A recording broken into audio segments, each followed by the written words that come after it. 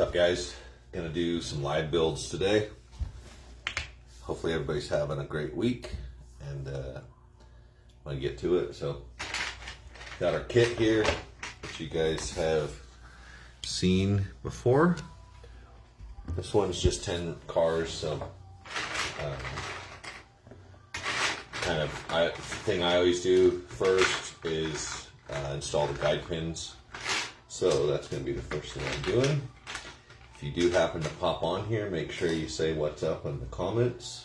I will do my best to acknowledge everybody. Appreciate it when you guys are watching. So hopefully you guys have been enjoying the content. Hopefully you guys aren't getting bored with anything. I don't get bored with this stuff. I mean, there's so much stuff, like doing this every single day. There's so many things that just are natural, and sometimes I just do them. I don't even mention them because I'm not thinking like, oh, that might actually be valuable. But the more stuff that we do, the more that we uncover, and getting feedback from you guys too of like, hey, that was really great, thanks for doing that. Let's see if I put this right here, just to give you a little bit different angle. But yeah, so I mean, the more that we get feedback from you guys, it's like, oh, hey, people are getting value out of this. So I know as a hobbyist myself, when I was just a hobbyist and not a manufacturer, I would have loved having, kind of the other manufacturers out there. I would have loved seeing them do more, live stuff, talking about what's going on. I mean, even builds, like custom car builds and whatnot. Hey, we're working on this for this guy or that guy. I mean, some of these cars, these are customer cars. Some of them are paid for. And some of them are going to be cars that are available too. So they might end up on the website. You just never really know. And sometimes guys like to keep that stuff private too, because they've ordered something special. They don't want their buddy finding out. I totally get that too. So it's all good. But if there is, if you do order a custom car from me and you'd like to see a live video done on it, or a YouTube video, let us know. I mean, we would love to do that. We do stuff every day. I don't build all of the cars. I just want to clarify that too. Like, I usually am only building specialty stuff. Or if we're super behind, I'll jump in and help out. But typically I'm only doing the custom stuff. The girls next door and John, they usually are the ones building most of the production cars. So which we have quite a bit of production cars, but we also do quite a bit of regular cars. Let me turn off my music so that we don't get flagged.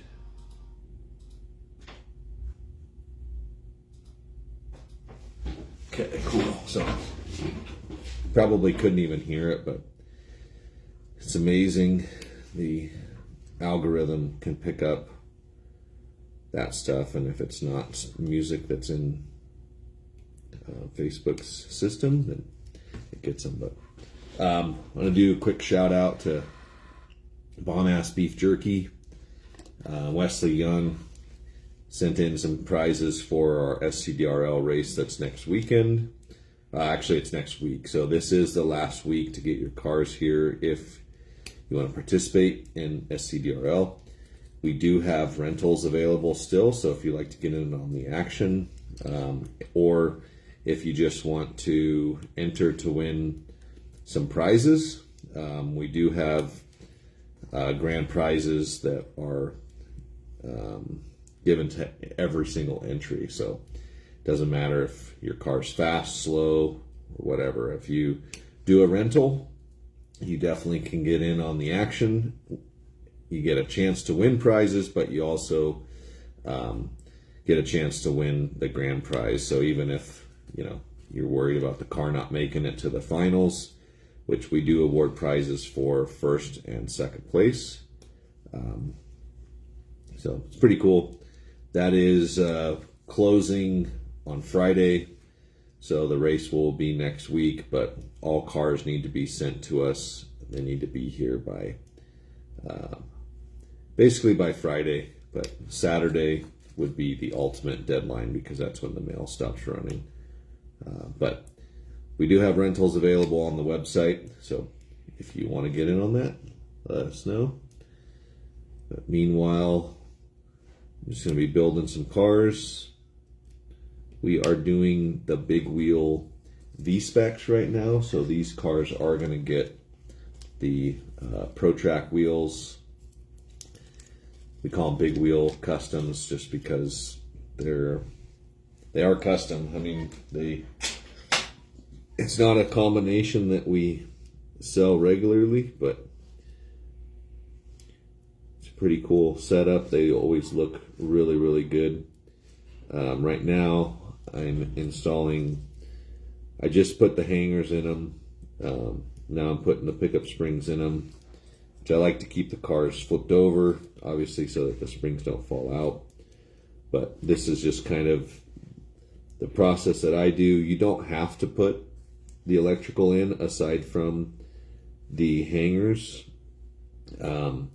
Sometimes if your hangers are bent or if they've been tweaked or something, that anything other than just standard out of the package, you might find that when you put the electrical in without the motor in there, that the shoes will fall off.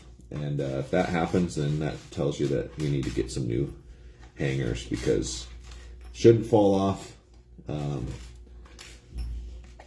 But I like to get them in there because after I pop the motors in, I will go back through and, or after I pop the motors in, I'll run it on the run stand and make sure that everything's okay. It's just a quick little run just to make sure that it sounds okay. If it sounds horrible or it doesn't run, I don't want to continue with putting the traction magnets in, magnet clip on, all of that stuff, and then go and try it on the run stand and have it not run, because then you'd be going back and repeating stuff, and I really don't like to have to undo things that I could prevent from happening in the first place. So it's pretty rare that that happens, but it does happen, just not very often. I honestly can't remember the last time that that happened, but I think the early years of using, other brands of parts and like playing around with the toy car versions where you had a lot more inconsistency in parts, I think that stuff has almost conditioned me to double check. And even though on our current stuff I probably don't even really have to, but it's an easy process to follow, and I'm not really saving or losing any time by doing it the way that we do it. The electrical does have to get installed at one point, so why not do it now? And the only thing really that you really save time on is before you install the magnet clip and stuff, you just make sure that everything sounds good. I mean, the same, we make the armatures, for Tyco timed and Viper timed, and so there is a possibility that the armature could have got mixed up. Very, very rare that happens, but that would get caught. Typically that would get caught before it even got installed, but there are some cases where that could happen. That definitely can happen with your own stuff in your own race box, just depending on how organized you are. So we always recommend labeling or getting parts tubes, or like for my stuff, for instance, I keep all of my brush barrel time stuff in separate bins than I do my Viper time stuff or G time stuff. So to prevent that from happening, because if you're racing or whatnot, someone comes up and asks you for a part, or, you know, hey, do you have this? I burned this up. You want to be able to give them the right stuff. You want to know where it's at. You don't want to go searching through 50 freaking armatures that are all thrown in a bin. Like, that is not recommended at all. So I don't know if you guys know, but I used to drink like a 12-pack or more a day of Diet Coke for 20 plus years. And I quit cold turkey a couple months ago.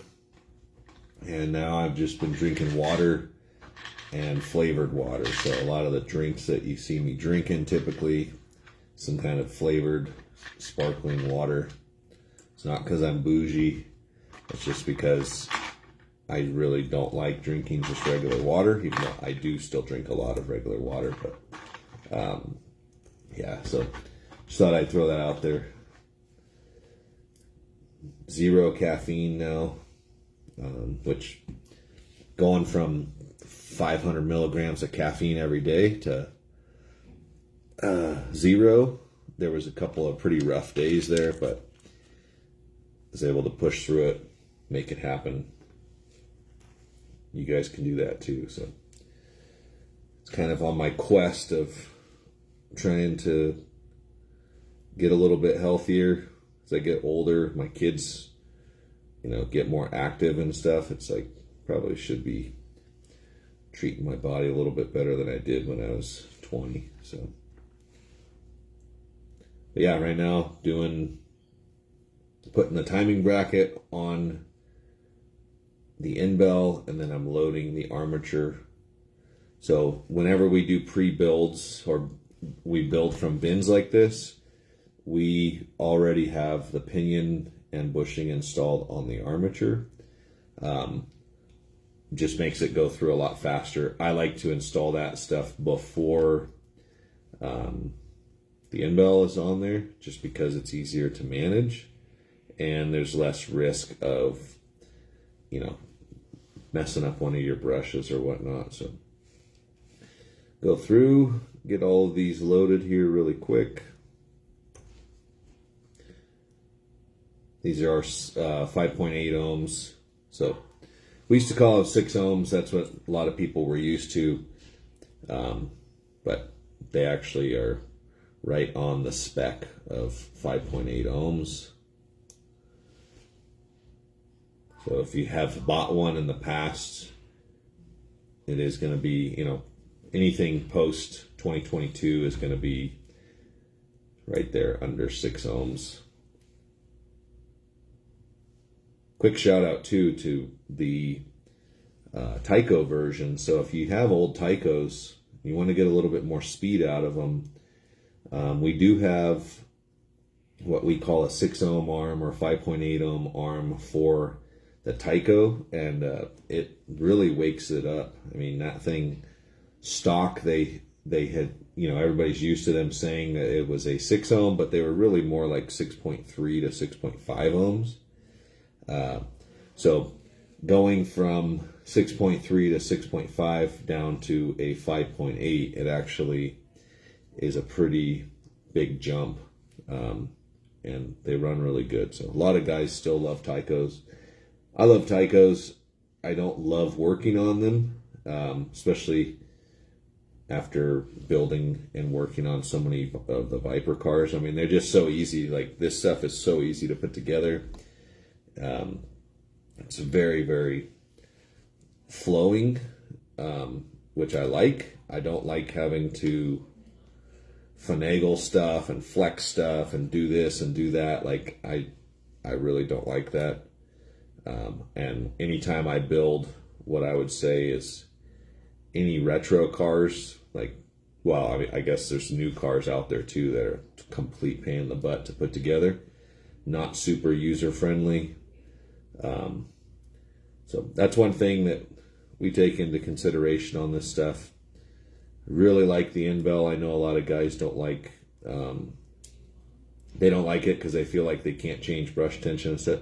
You can change all of that stuff. You can do all of that. You can disassemble one. You can bend, tweak, do whatever you want. It's just a little bit different than the Tyco where you have the round brush in your hand.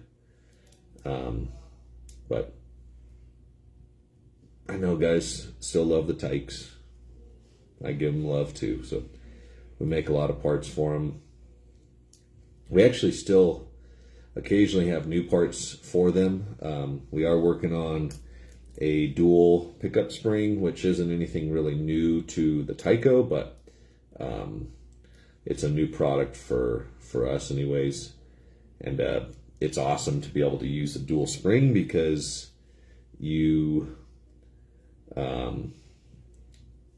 if the pickup shoe pops off, or you really have no way for the spring to pop off of the shoe. It is completely captured, so you'll never have to worry about that happening again.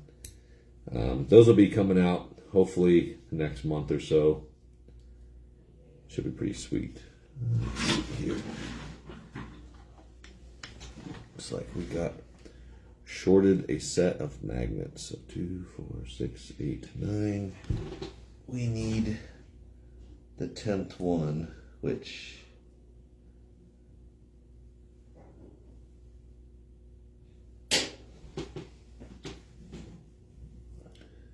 let's see.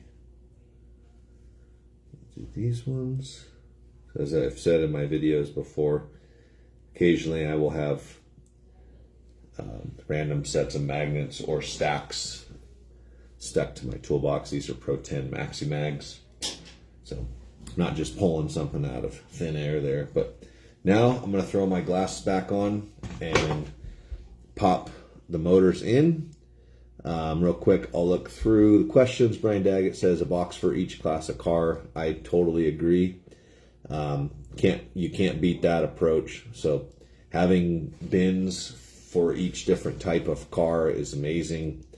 You can get a real simple label maker for like $30 and you can label those, make everything super clean and organized, and then go from there. Tools wise, I usually keep that stuff, my tools, I have my T-Jet tools or pancake tools, then I have my inline tools, or I'll have the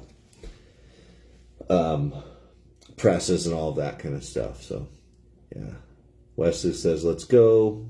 I'll be doing that soon. Heck yeah. Robert says, video replacing the end bell. I mean, I don't really have one of replacing that, but basically if you have your motor set up, your brush spreader, install the brush spreader and remove it. So the way that this thing works has 2 pins in it, and when you turn it, it opens up, and essentially that's all that you're doing. So this is your motor setup. I like to put the timing bracket on the end bell first, but for that little quick snip right there, we definitely could do one. I'm going to make a note of that real quick, just because that would be an easy 5-minute video. So I'm going to make a note of that. So you guys, we listen. Like, you ask for it, we'll do it.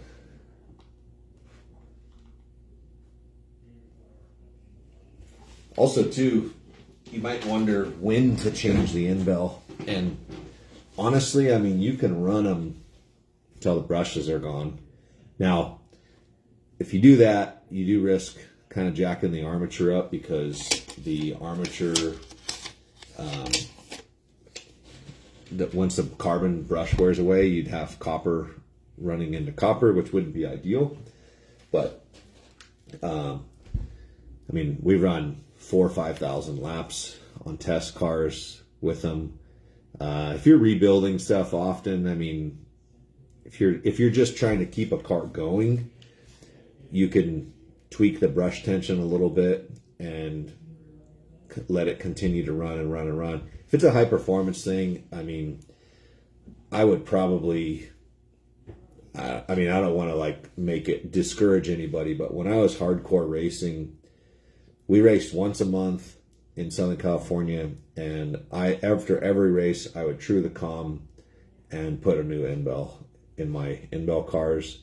My Neo cars, which at that time was a Slot Tech, and a Wizard, which are both brush barrel, I would actually send those arms back out, get them trued and balanced, and put brand new brushes and springs in them every single month. But that was super hardcore. I don't think that is necessary. And that also was, 2011, which I feel like technology has gotten better. We have tried to improve the stuff that we've made so that you don't have to do that. But if it was a full race car, I mean, you could get a season out of it, no problem. That's.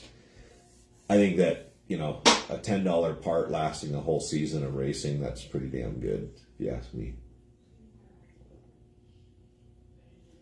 All right, snap these motors in. So before I do that, I like to kind of hold the motor like so that the bushing drops like that. And then I like to put a little bit of oil on the arm shaft so that when the bushing goes back into place, one, now it stays there, and two, it's pre-oiled, because sometimes that spot can be a little bit of a pain to get some oil into. And often, if you hear some kind of metal-to-metal contact or bad sound coming out of your slot car, that's usually because there is a metal to metal contact right in that spot. So I like to do that.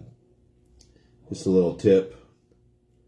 I also like to keep the pinion on it so that the bushing doesn't pop off. If these ones, because this isn't really a high temperature application, I don't Loctite the pinions on, but if you were going to Loctite the pinions on, you wouldn't want to fully install the pinion. You would just want to just pop it on a little bit. I know on the Viper pinions, the first 20 thousandths of the bore is bigger so that it'll actually pop on there and self-center without falling off. So that's one thing we do so that if you are going to Loctite it on there, you can literally just pop it back off. You haven't actually fully installed it yet. So just a little tidbit there. Also, too, because the end bell is adjustable timing, I like to keep it neutral when I install it, just because it's more consistent on where the bunny ears are going to. Actually, we don't use bunny ears. Where the arches on the end bell,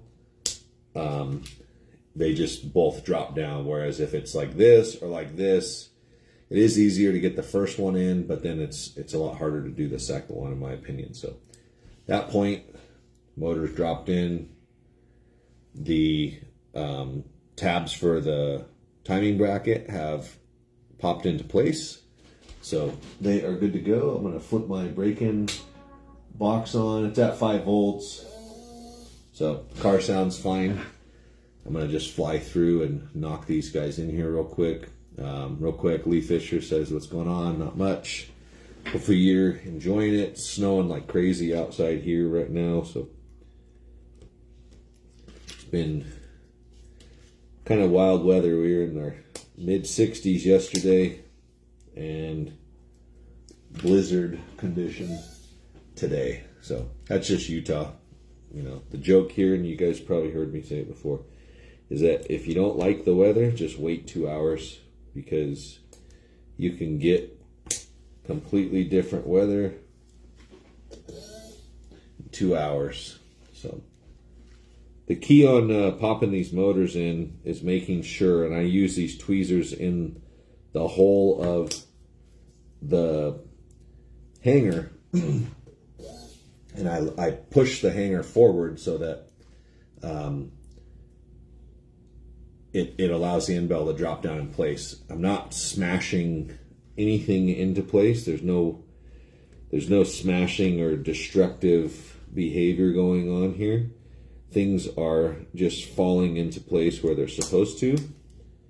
Nothing's being collapsed, which is the proper way to do it. So I wish there was like a close-up way that I could show this in slow motion, but unfortunately my fingers and any fingers that would be doing this are so big that it kind of covers everything that happens. And I mean, once you get it in place and you're just popping it down, it happens so fast. I don't know that you'd be able to catch it. Maybe in person, and maybe if someone was here in person, that'd be kind of cool. You could kind of see what's going on. Probably need to move my break-in box closer so that I'm not having to stretch so far, but no big deal. We are almost done with this part. Sometimes on these, if the arches are kind of standing up too far, I will push them down until the tips of the arch, the open side, does contact the plate. That's if you're watching closely and seeing, kind of a stall, that's usually what I'm doing. I use the tip of the tweezer. That's something that on the Tomy in-bells that had bunny ears, they were just like one piece like this, and it would bend off of this point down, and if you crash hard, it'd just go flat, and then your hanger would be loose. Everything would go to crap after that. So the arch really made a difference on that. I would take a little tiny needle pin and bend the bunny ear with pliers around that so that it would create an arch on the old Tomy in-bells. That was kind of like the racer fix to prevent that. Another thing you can do, which I don't recommend this anymore, especially if you're using the Viper in-bell, but up here where the hanger is, there's a gap between the chassis and the inside of the hanger. You can actually pack foam in there that'll it'll push the hangers forward and kind of hold them in place. But like I said, you don't really need to do that anymore. So these cars, because they do have the bigger wheels, makes the tire size bigger because there's limited tires available. We do run a Pro 10 traction magnet in these. So these are what we call a 410 setup. Oops, let's drop the magnet clip here. But magnet clip is on. Now that one is ready for probably put some oil on the front bushing this time, because we never oiled that, and put it on the run stand. Let it sit there and run for a little bit. I usually do that about the same for each car. These cars I'm going to run on the track as well, but also too, these in-bells, I did not pre-break in these in-bells, so these cars obviously will get better with time, whereas on a full race build, I would fully break in the in-bell prior to installing it, so that once it goes in or on the stand, it's pretty much ready to go. But yeah, there's that. I'll take a sec to check questions. Let's see. Brian Daggett, same here. Indiana. All the seasons in one day. I can believe that. Dave Barry says, hey, sort of off topic. Looks like you have RC car behind you on the shelf. So that car up there, I'll grab it. It's an X-Ray Nitro touring car. But it's been outfitted with, this is full on 2-speed setup, but John, my brother, did this body up for it. So it's actually his car. And then his car, my body. But normally those have a touring car type body on them. And I had bought that clear body and decal set from Australia a couple years back. And I told John that I had it upstairs. And he painted it up and did the appropriate Mazda 787 stuff on it. So that car, it rips. I mean, those things are outrageously expensive. That thing makes 2.5 horsepower, so out of 0.12 cc's, which is freaking insane. Runs on nitromethane, 2-speed transmission, so thing's bad to the bone.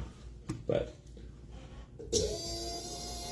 yeah, I do have a lot of RC stuff also. So right outside my office, there's long hallway. There's windows in that hallway, and the other side of the windows, I have a full-fledged hobby shop. So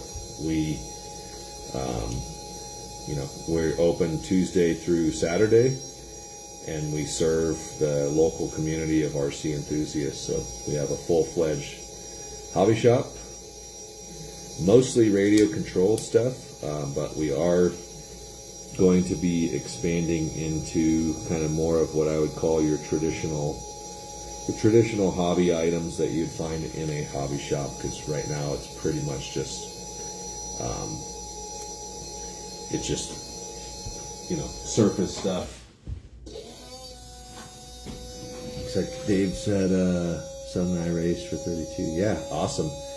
So Serpent, I don't know if you know Billy Easton or not, but it's kind of back in the day when I was racing in Southern California as a kid. I mean, we would literally, the whole neighborhood of kids, we would go Friday nights. One of our parents would take us all down to the RC track, and remember getting like $10. $10 would pay for race entry, dinner, and we literally would be down there from after school on a Friday to, I think, 11:30, 12 o'clock sometimes, and then we'd go inside, ask the shop owner if we could use their phone behind the counter. We'd call one of our parents, and one of our parents would come pick us up, and we did that all the time. I mean, it was awesome. Like, those were a lot of fun, a lot of really funny memories from back then too, but it was awesome. I was down in San Diego, so it was pretty cool. But also too, my first RC experience was actually in Del Mar, California, where the first 1/10 scale off-road world championships were held. So that was the original first track that I ever got exposed to, which ironically, where that track was, across the street from it, was the fairgrounds, which is where they race Le Mans cars like that every once in a while. So then it got too loud and it was too disruptive for people that live in the, there's like $20 million houses all over right there. So now it's just horse racing, big hats, that kind of stuff. So yeah, we're just popping these magnets in. I'm putting these in high downforce orientation. Do have videos on what that means. So because these magnets can be oriented differently in the car, or not oriented differently, but you can put the positive on one side, negative on the other side, and vice versa. It does affect how much downforce the car has, and it also affects how much power it can make. So I'm putting these in high downforce mode. So easy way to check that: one, if it's a Viper magnet, it's going to have a white stripe on it that goes on the same side as the white. That would be high downforce.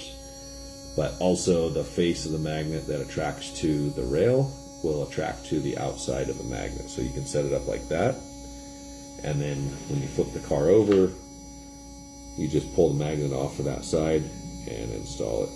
If you want to run low downforce, which a lot of guys are like, why would I want to run low downforce? Well, on some tracks like the Max track, or on old buck tracks that have a high or a thick rail, or on some home builds, that use like non-traditional rail, like a fish tape or something like that, they have super high downforce, and you could run low downforce so that you can run a smaller tire. The car will still be faster than it would be if you were just running a large tire. So super important one. A lot of times on Neo cars and on a lot of the higher downforce stuff, you will run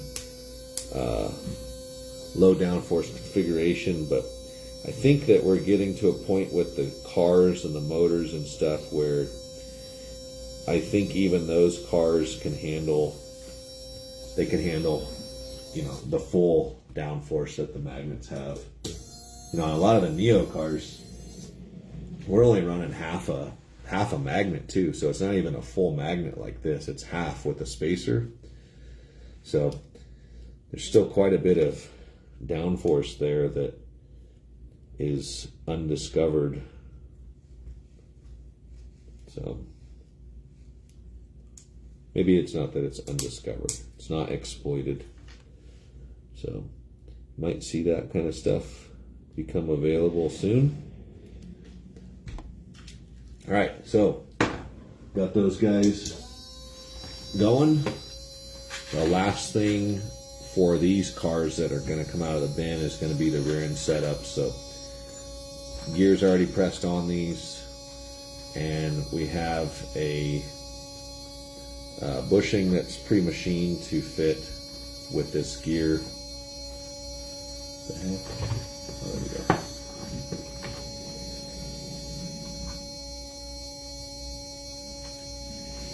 And then what we'll do is we'll install this gear, and I will I'll show you what I do next, because I have to put flats on this axle because the aluminum rims have a set screw on them, so they will lock down onto this.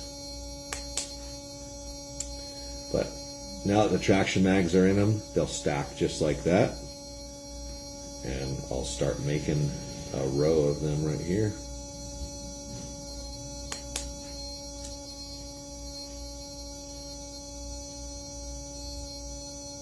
Hopefully you guys are enjoying this, not getting too bored. What's everybody doing today? It's 11 o'clock here right now.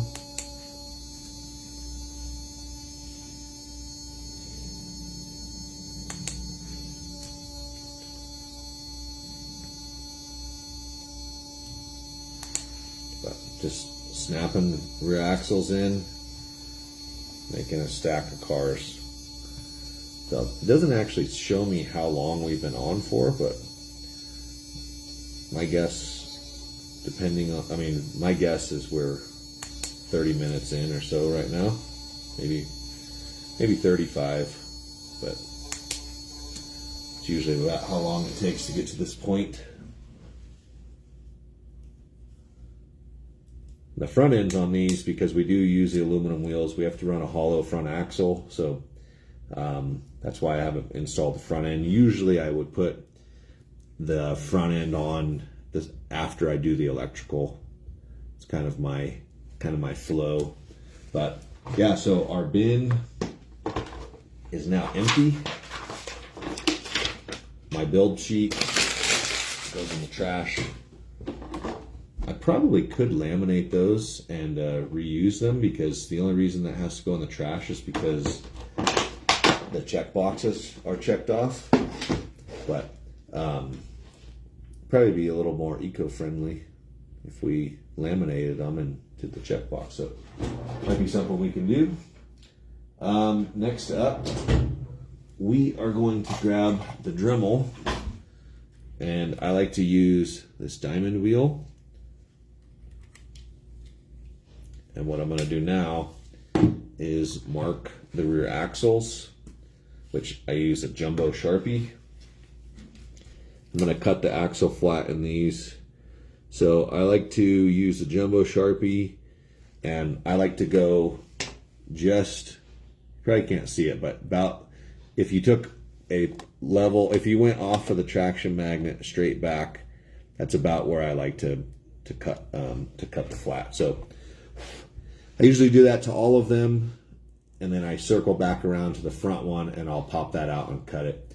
I do not like to do this with the car assembled. I don't cut the axle with it in the car because all of the dust, the shavings will get attracted to the magnets and it looks like crap. So, but if you did have that happen, you can use a kneadable eraser. We call it magnet putty, but it's basically just a kneadable eraser. And you can just stick that onto your magnets. It'll pull it off and clean it. So if you have old cars, you can do that to your old cars and kind of get them back to get all those shavings off of there. You've seen it in some of my videos when we do the barn find stuff. The cars will have, you know, steel wool all over them because somebody's uncle told them that they should use steel wool to clean their slot car track. Don't do that. Horrible idea. But go through and mark these. And after I get these cut, then it's basically going to be ready to start putting the front wheels on. So I'll go through and pull out the wheel sets. I do have to look at a couple of invoices to make sure that I'm using the right wheels, but I'll just stay on and take you guys through some of that so that you can see what's going on. Hopefully you guys are enjoying this. Okay, so check the comments real quick. Looks like Brian Daggett's at the hospital waiting for an EKG. Hopefully get positive news on that. Dave Berry says he's not bored, so that's good. That is good. I'm not bored either, so I have a lot of fun doing this. So these axles, I hold them like so, and then I like to use the bottom side of, or the back side of the cutter. Can't really show you, but I also, something that I do on these is I actually will taper the cut a little bit. So I don't taper it out. I taper it this way, which the reason for that, and that's just probably from my machinist background, you do that on cutting tools so that if the set screw that holds the cutting tool in, if that does back off, it doesn't allow the tool to still drop out because there's a ramp going this way, which it obviously can't, it can't fall into the ramp. So I like to do that on these as well. I'm going to go through, buzz all of these.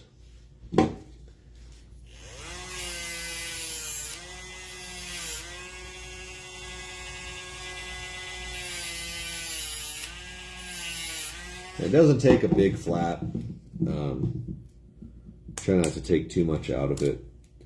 I mean, you could take a lot more out of it. And I've actually thought about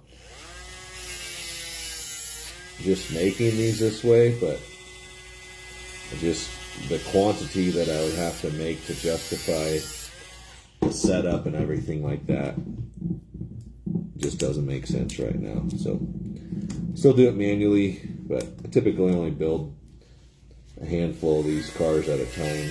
So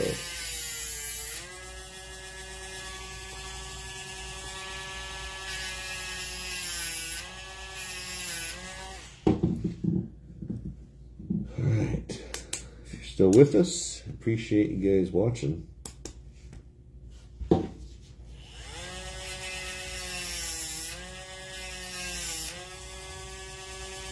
If you haven't checked out our YouTube channel, we've been consistently posting videos and content on there. We are waiting for a new road course, and once we get that track, we're going to be making content on finishing up that build. So we'll go through, talk about building the table, doing the wiring, all that stuff. Kind of stuff that we should have done a long time ago when we were manufacturing tracks, but when you're manufacturing the tracks and kind of always on the back foot on that stuff, there just was not ever time to do stuff like that. And the videos that we did do, I don't really think that they were super good. So hopefully we'll be able to do some really good ones. And once that track's up and running, we will be able to do a lot more, car testing, product testing, reviews, that kind of stuff. So pretty excited for that. Also be able to get back to doing some racing here, which we haven't done racing since like 2022, I think, was the last time we were racing here. And most of that is because the room that is now the hobby shop, that used to be the race room. So that was where the tracks were. And I gave that up so that we could do the hobby shop. So, but now we're in a position where we can bring that back. We have a lot of hobby shop customers that I think could enjoy, they could enjoy racing slot cars. And really that's a big reason why we started the hobby shop, was trafficking people in here, and we get to expose them to the hobby. So I'll look at questions real quick. Okay, Lee said he's still here. Cody, what made you get out of making the tracks? Honestly, I love making them. I love drawing them, but staffing for the tracks, like the skill sets required to make something as precision as that needs to be, and understand why it needs to be that precision for the slot car, was very, very difficult. Most people that could do the job, they looked at the car, like they're non-slot car people that, people that are running CNC router and that kind of stuff, or carpenters. They look at a slot car as a toy, and they don't understand why the rail height has to be as perfect as possible. So that was tough. And just there was a lot of stress for me that all evolved around the tracks. So, example, let's say it takes 6 hours of machine time, 6 hours of employee time, of labor, and then you are boxing it up and you're handing it off to UPS. And they're just kicking that thing around, throwing it in there. It doesn't matter what stickers you put on there. It doesn't matter what you put on that box. They will just treat that box. If they can throw it, they will throw it. And I just hated having customers say, hey, the track got damaged in shipping. And, it wasn't a super big deal, but when someone waits 4 weeks or 6 weeks for a track, and we have a backlog, and we send one, and one piece of that gets messed up, like we have to now remake that piece, reship it, and it's all on my dime. I mean, the shipping companies don't care. They just don't care. So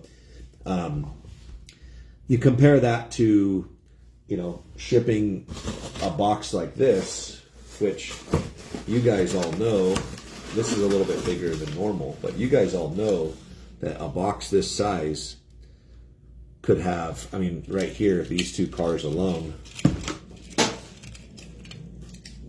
Sorry, I don't have the bodies on them, but these two cars are $540, and that can fit in this box. Well, we sell a drag strip for $400, and it takes how long? How many problems can that have?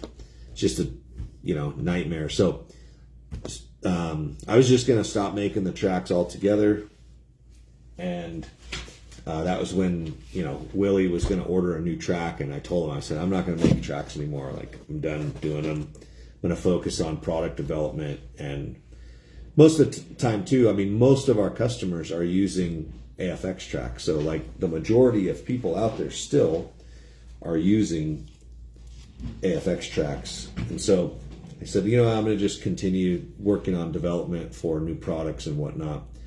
And Willie was like, oh, I'll do the tracks. And so we worked out a deal, and that's why he now is making the tracks under his label, not Viper, has nothing to do with Viper. But yeah, so that's kind of how that evolved. I don't miss it at all. It was a pretty good, revenue stream that we gave up, but I'm happy to say that the amount of stress that relieved, and the amount that it freed me up to do new stuff, I haven't missed it one bit. Now sometimes I do miss the ability to just go make something on the machine, but we have other machines here that we still use, and I can still get that out of my system that way. I don't have to, house all of the equipment to make the tracks, and too, like I said, we have a track on order, so we're waiting on a track right now from Willie, and once we get that, it'll be nice. It actually is, I prefer on that, being on this end of that, to where I just pay for the track. I really wish that tracks were something that you could just call up and just buy it right now from guys. And we really tried to be that way. We tried to have tracks in stock, and it just never, we got about 2 weeks. It was about the closest we could get to that. But, for a facility like we have here, I would love to have a track from each of the manufacturers, and that way we can take cars, run them on each track, and make changes, and then share that data with you guys, so that if you guys, if your club has a Viper track or a Thor track or a Max track or a TKO, or it has one of those other guys' tracks, his name starts with a B, which I'm not even going to say who it is, but you could run those, and we would be able to share that data with you, to be able to say, hey, you want to go up on tire size if you're running on the Max track, or if you're running on the Mystery B track, you might, with light rail, you definitely, here's a setup for that. So that's pretty much why. So real quick, I need to look at these to get the right wheels out, make sure that we're building the right stuff. So just bear with me for a sec. Let's see what we got.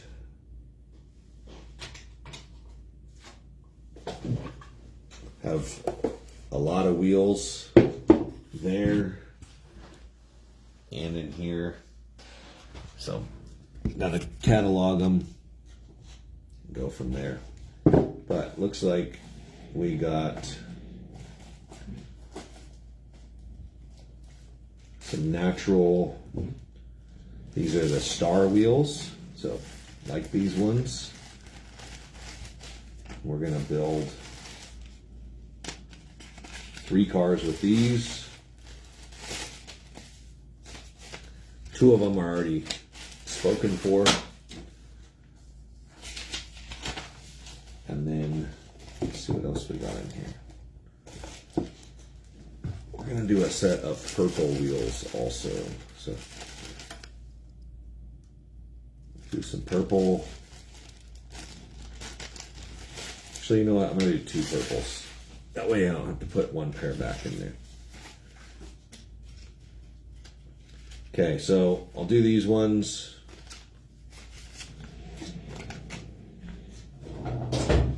That'll take care of these guys. Really nice setup for sure. So I like to do the fronts first, but I like to cut them open, get the wheels out. And I actually don't use the stock tires. So I use a razor front. It's just a different diameter, because these rims are made for the AFX cars, so they're really big diameters. And if you're gonna run them on Viper cars, you gotta run the right size, otherwise it won't work right. Also too, I did put long travel shoes on these cars. So long travel shoes totally necessary because of the bigger front tire. So even though we are running a very small tire, because it's stretched onto the bigger rim, it still ends up being bigger than what we would ideally run. So a lot of that's why I tell guys too, like if you want a fast car, running these wheels on it is definitely not what you would want to do. So so those guys are out. Let's get these purple ones out of here.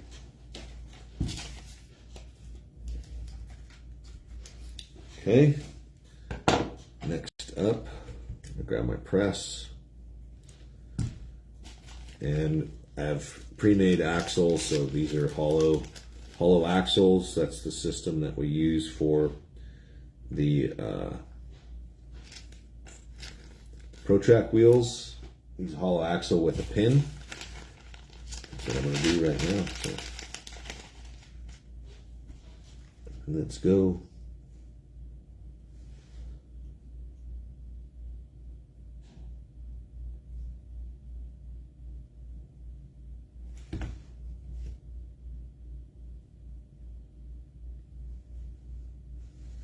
Yeah, I wish that we didn't get flagged for music copyright, because I do like listening to music and whatnot. But okay, so there's one front rim. I'm gonna grab a car. Things are almost always running in short wheelbase, so I don't usually mess around with long wheelbase unless it's a totally custom body.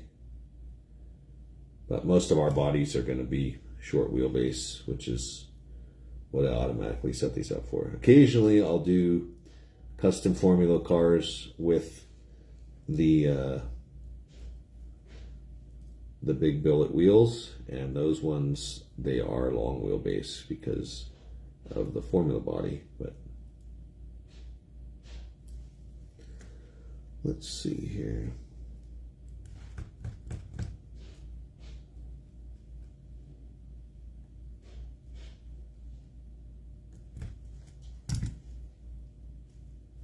Okay, front wheels installed, and I'm gonna go ahead and put some tires on them so that I don't forget.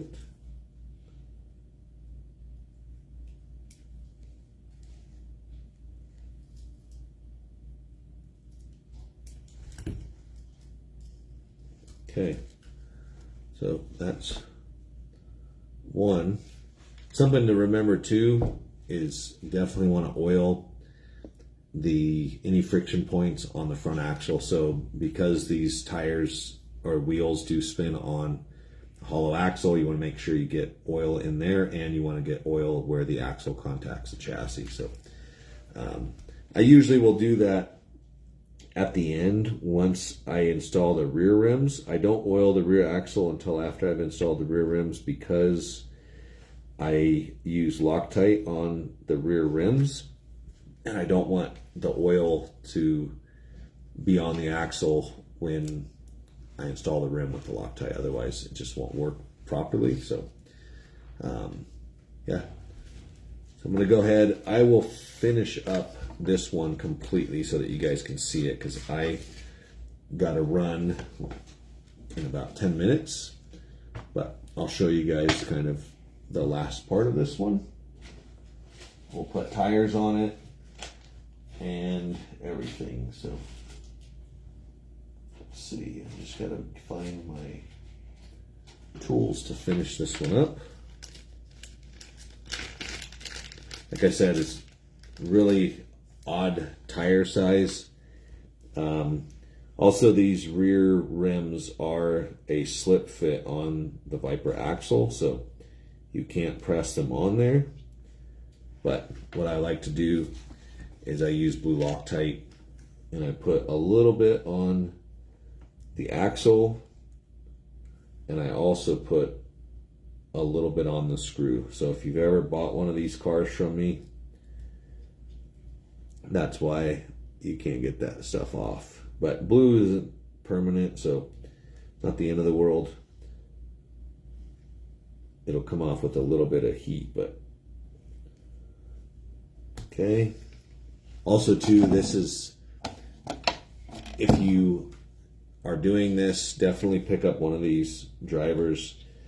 We do include an Allen wrench with every set of rear wheels, but I've done so many of these things that, and two, I don't use regular Allen wrench for anything in any type of anything, like automotive. I hate Allen wrenches. There is spots where you do have to use them, but so now I will oil the rear axle, put some oil on the gear, spacer, make sure that's all good, and then to install the tires, I have a little mandrel that I put on there, and I know it's gross, but a lot of times just a little bit of lubrication on the rim itself will go a long way for installing that. So this one is on. Second one, arbor's down, tire is installed. And that's that. So super cool. I'll throw a body on this thing real quick so that you can see how awesome this looks with this setup.